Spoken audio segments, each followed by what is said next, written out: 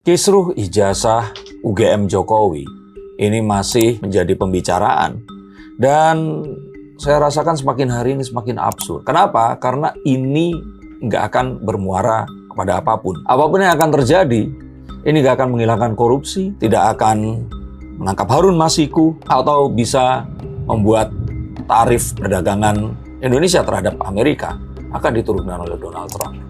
Lalu mengapa masyarakat masih meributkan perkara yang melibatkan seorang presiden yang sudah setengah tahun ini tidak menjabat? Mari coba kita telah misteri ini.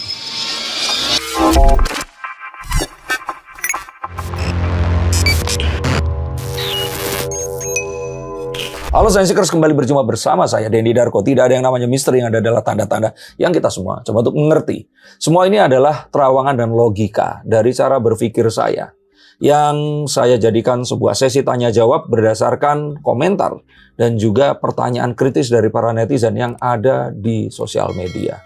Silakan disimak jika kalian ingin mengetahui di mana letak ijazah Jokowi berada. Dugaan ijazah palsu yang dituduhkan kepada mantan Presiden Joko Widodo ini kembali mencuat di media sosial, termasuk ya karena portal-portal berita juga mengangkat berita tersebut ya.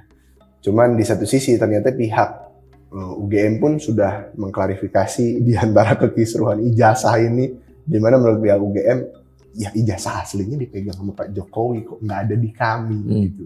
Lantas banyak juga netizen yang bertanya, apa jangan-jangan memang selama ini Pak Jokowi menyimpan ijazah tersebut tapi bukan ijazah yang asli?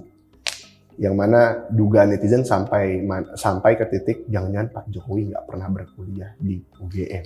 Menurut Mas Denny Darko seperti apa? Kita mulai dari yang terakhir. Kalau nggak pernah kuliah di UGM, mustahil teman-temannya yang mengaku teman kuliahnya, yang anak UGM, itu akan memberikan testimoni. Jadi kalau dibilang nggak pernah kuliah, itu agak nggak masuk akal. Dan kalaupun ternyata memang mau, itu bisa dikumpulkan. Tapi mungkin kalau menurut saya sama Pak Jokowi ini juga dipelihara menjadi sebuah kasus yang ya udah biarin aja jadi dinamika. Toh saya juga beneran kuliah di sana dan lulus gitu. Kalau lebih jauh lagi, ingin saya katakan bahwa saya kuliah S1 dan S2 di Institut Teknologi Bandung, ITB. Betul, ITB yang itu.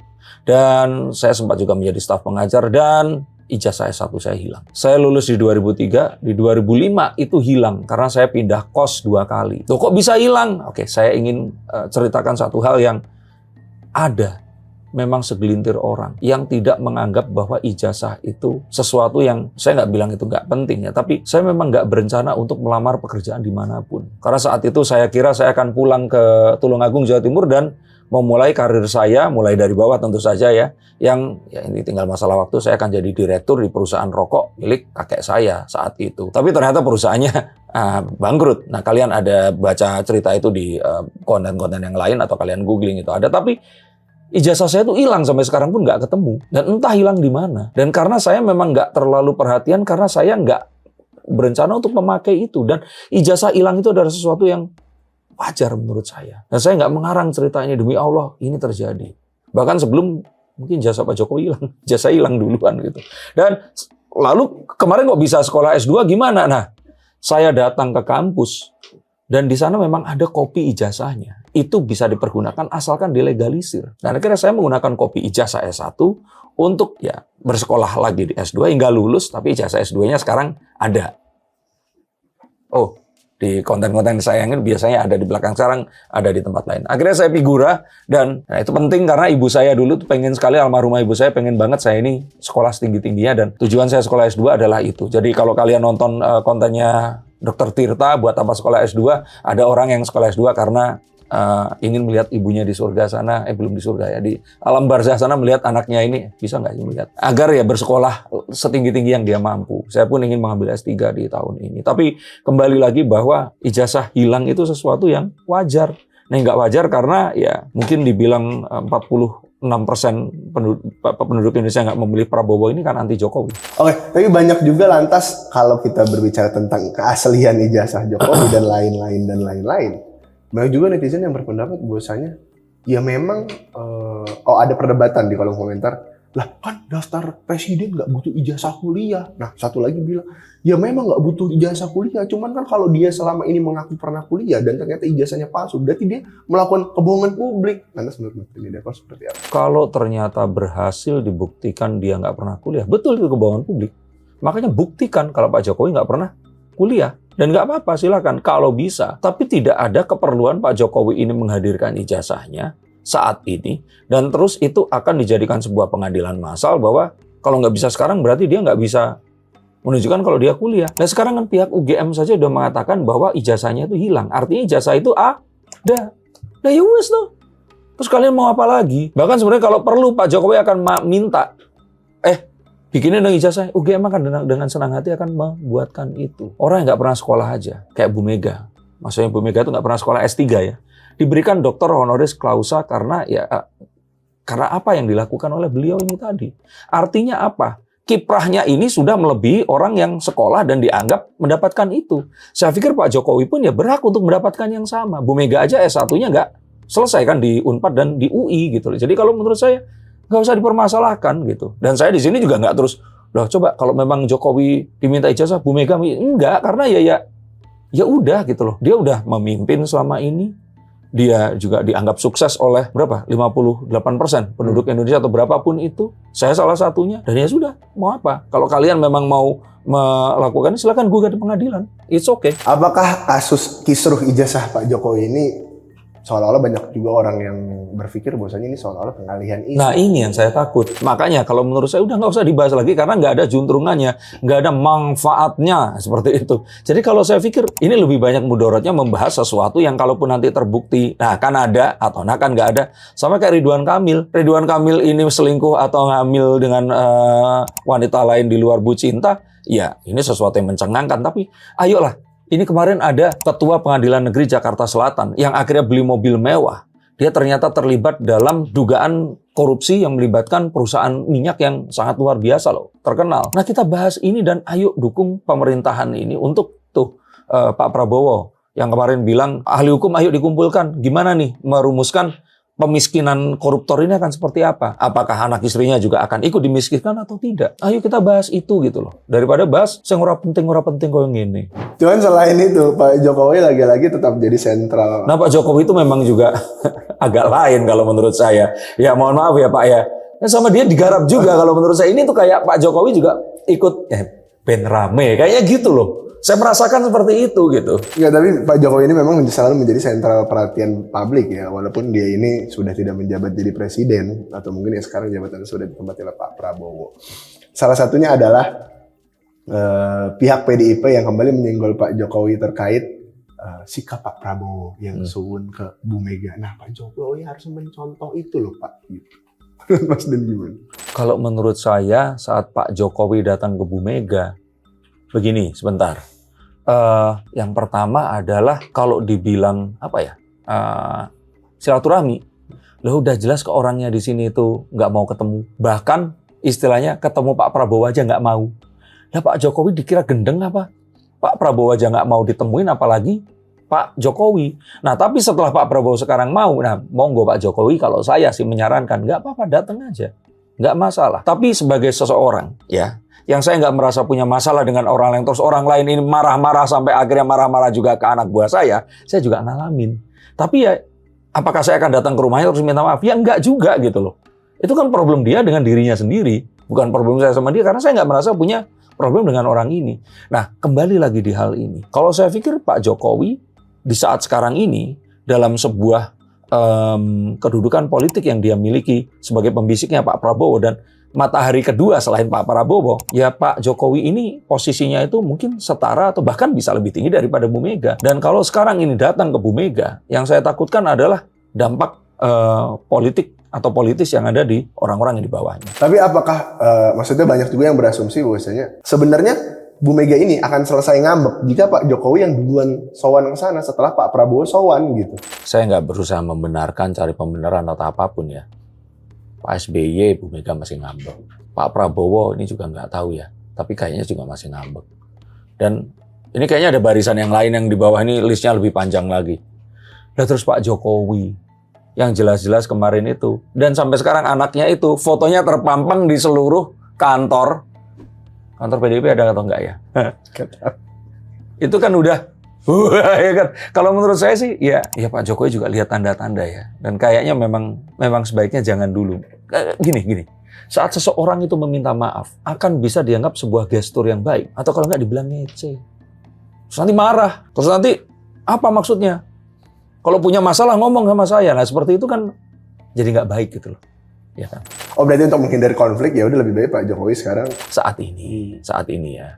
Tapi kalau Bu Mega pada akhirnya sudah menentukan mau oposisi atau masuk ke dalam pemerintahan, sepertinya Pak Jokowi ini akan mencoba untuk datang. Dan itu mungkin saja sebenarnya sesuatu yang akan dilakukan oleh Pak Jokowi, cuman itu kayak senjata terakhir yang akan, wah itu pasti sebuah hal yang sangat besar gitu loh.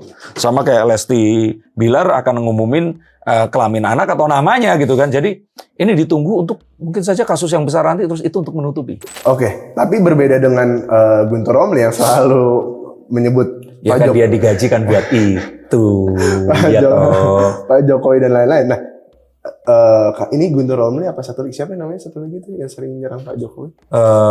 Siapa yang orang Batak ya?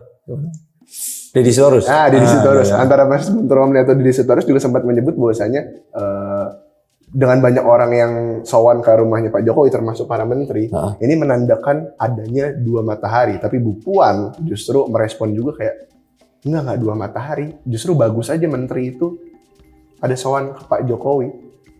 Lantas menurut Mas Den seperti apa banyaknya deretan menteri yang datang sowan ke rumah Pak Jokowi? Ya saya bilang sih bagus-bagus aja, nggak ada masalah dengan itu.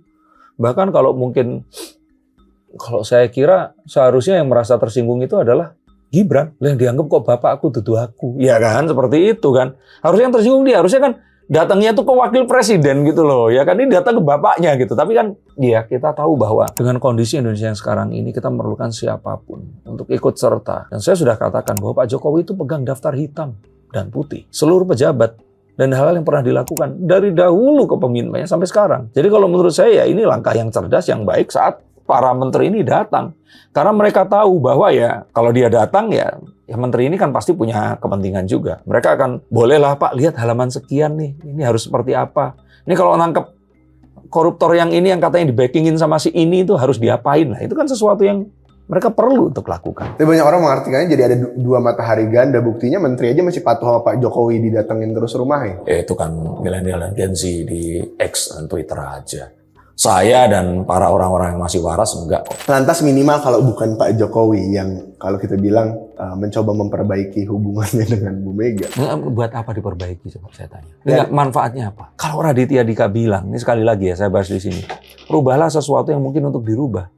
Ya nggak mungkin atau sulit untuk dirubah. Dalam kondisi seperti sekarang ini, ya fokus ke yang bisa dirubah dulu aja. Lantas pertemuan Pak Prabowo dengan Bu Mega kemarin juga disoroti. Kenapa setelah Pak Prabowo Gibran juga nggak sowan ke sana gitu. Jadi semuanya tarik-tarik. Ini tuh bahkan nggak cuma itu. Kemarin itu di kanalnya Hersubeno itu mewawancara Pak Slamet ya kalau nggak salah ya. Yang dikatakan bahwa pertemuan antara Prabowo dan Megawati ini menunjukkan bahwa Pak Jokowi itu akan di-kick sebentar lagi. Karena ini tanda-tanda yang cukup jelas bahwa ya itu tadi. Pak Prabowo ini takut untuk digulingkan oleh Gibran. Makanya dia mulai berpihak kepada Bu Mega. Karena selama ini tuh Gibran ini terlihat pelan-pelan tapi pasti itu berusaha untuk jadi ada sebuah info yang mengatakan bahwa semua kekisruhan belakangan ini tuh yang menyebabkan pemerintah itu ya incapable ini sebenarnya adalah sebuah rekayasa yang dilakukan oleh Gibran Rakabuming agar Pak Prabowo ini akan dikudeta, dianggap nggak mampu, dan terus kemudian siapa yang akan naik? Kan gendeng gitu loh, kan sakit, ya kan? Maksud saya ini loh, yang hal yang seperti ini tuh ketahuilah, coba googling artinya brain rot itu apa. Ini otak kalian itu akan diracuni oleh informasi-informasi nggak bener yang secara rapid masuk dan terkungkung oleh gema dari internet bubble filter yang nggak sehat. Usahakan untuk mendengarkan juga oposisi dari kutub lain dari apapun yang kalian pikirkan, agar kalian waras, bisa terus melakukan pertanyaan-pertanyaan di benak kita, dan akhirnya kita akan menyadari bahwa ya bisa saja kita ini adalah sebuah produk dari kekisruhan yang ditimbulkan oleh algoritma yang memang disengaja oleh siapapun yang melakukan ini. Ya, tapi lantas kalau jawaban dari kenapa Gibran nggak ikut sowan ke tempatnya Bu Mega pada saat Pak Prabowo ke sana ataupun setelah Pak Prabowo ke sana, menurut Mas Den apa? Udah bapaknya aja belum sowan. Lah terus kalau dia sowan dan lagi pula dia ini wakil presiden aktif datang ke Bu Mega. Nah kan harus lewat Pak Prabowo. Yang artinya ada banyak sekali skenarionya. Sama Pak Prabowo belum boleh. Atau misalkan dia kepengen tapi sama bapaknya juga nggak boleh. Atau misalkan secara protokoler memang wakil presiden ya nggak boleh datang kecuali di hari libur atau apapun itu tadi. Ini kan banyak hal yang harus difikirkan. Dan banyak hal yang misalkan takutnya nanti, loh Gibran udah maju kemarin padahal Pak Prabowo belum dililan apa-apa. Ini jangan-jangan Gibran punya dililan. Itu kan sesuatu yang datang nggak datang tetap akan kalau Wong Jawa bilang disemoni itu dibicarakan secara buluk. Ngapain harus datang kalau gitu? Tapi bukannya pun kalau misal kita berbicara kan tadi Mas Den juga ngomong, oh kalau untuk sekarang ini lebih baik Pak Jokowi tidak sowan ke tempatnya Bu Mega. Iya, karena belum jelas semuanya. Tapi bukannya seperti yang kita tahu, kemungkinan besar Bu Mega ini masih belum menerima tawaran koalisinya Pak Prabowo karena Pak Jokowi ada di sana. Bukannya kalau didamaikan itu akan semakin cepat mulus. Ya itu kan harapan semua netizen yang budiman dan menganggap bahwa semua yang terjadi ini sebuah drama Korea seperti itu kan. Padahal nggak segampang itu. Tapi gini deh. In case kalian bertanya-tanya, akankah terjadi kayak momen Pak Prabowo, Pak Jokowi pakai bendera Indonesia? Tenang aja, itu akan terjadi nanti. Pak Jokowi dan Bu Mega akan terjadi.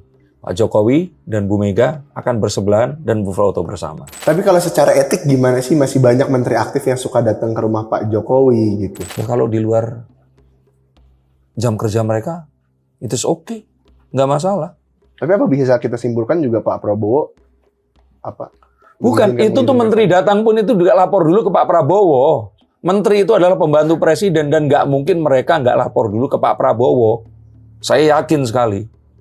Dan saya bahkan meyakini jangan-jangan menteri-menteri ini disuruh sama Pak Prabowo juga. Sekarang kita jangan pernah berpikir bahwa Pak Prabowo dan Pak Jokowi ini dua entitas yang berbeda dan saat seseorang ini harus memilih, mereka itu melakukan front terhadap yang lainnya. Saya pikir nggak seperti itu. Saya pikir ini tuh sama kayak misalkan dulu kalau misalkan dosen di dalam satu mata kuliah cuma satu, kali ini ada dosen sama dosen asisten seperti itu. Ya udah, Pak Jokowi ini asdos aja. Dan yang ngasih nilai tetap dosen utama. Walaupun memang kalau kita bilang ya hubungan PDIP, Bu Mega kepada Pak Jokowi pun belum baikan atau mungkin justru ini Pak Prabowo juga sudah mencoba untuk mendamaikan mereka tapi belum bisa berdamai hingga hari ini. Cuman yang selalu jadi pertanyaan adalah kenapa justru ya selain mungkin karena jabatan ya Bu Puan, kenapa justru Bu Puan ini terlihat sangat maksudnya kayak ya nggak apa-apa namanya juga Mbak Puan itu presiden good gitu. cop dalam hubungan antara PDIP, relasi PDIP dengan pemerintahan. Jadi kalau yang lain-lain bad cop-nya, Guntur Romli, Deddy Sitorus, Adian Apitupulu, Mbak Puan ini good cop-nya. Tapi bad cop, good cop ini sesuatu yang sudah dirundingkan oleh seluruh tubuh PDIP ini? Kayaknya kok enggak ya. Enggak. Berarti Mbak Puan ini hanya mengambil perannya tersendiri, oh ya udah yang lain bad Dia cop. tahu kalau ibunya nggak akan marah sampai di titik mana dan dia berkreatif di space yang tersisa itu tadi. Oke. Cukup. Ada Tapi gimana pendapat kalian? Apakah ini memang berkaitan ataukah memang ya kita akan terus menyaksikan nenek kita semua ini akan marah sama Pak D kita? Tuliskan komentar kalian. Terima kasih atas atensinya dan sampai jumpa di konten yang berikutnya. Salam.